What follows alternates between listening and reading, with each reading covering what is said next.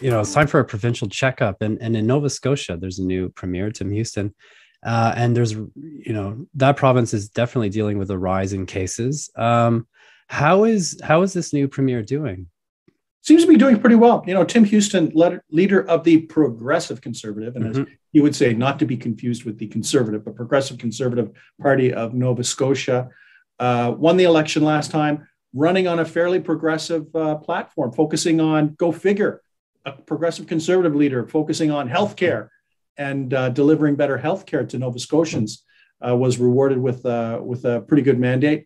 In the latest tracking from my friends at Narrative Research based in Halifax, when they asked on how satisfied or dissatisfied people were with the provincial government, Premier Houston's that he leads, 67% were satisfied to one extent or another. Only 22% were dissatisfied, according to Narrative Research. So right now, at least leading into this outbreak, pretty good. But this is his first real test. He hasn't really made any mistakes. He's been cruising on a bit of a honeymoon.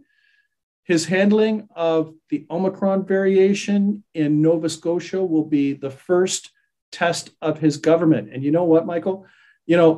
Atlantic Canada, Nova Scotia, New Brunswick, PEI prided themselves on the Atlantic bubble and fighting off the virus. It's going to see how they make out in this round of dealing with the pandemic. I also see in the headlines there's a university campus outbreak in Nova Scotia, which seems like a pretty big challenge for him.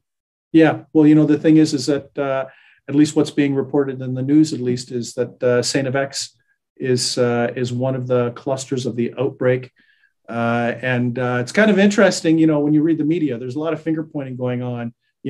Are there students having parties? Does it have to do with the legendary X-ring ceremony that happened to happen around the same time as this outbreak?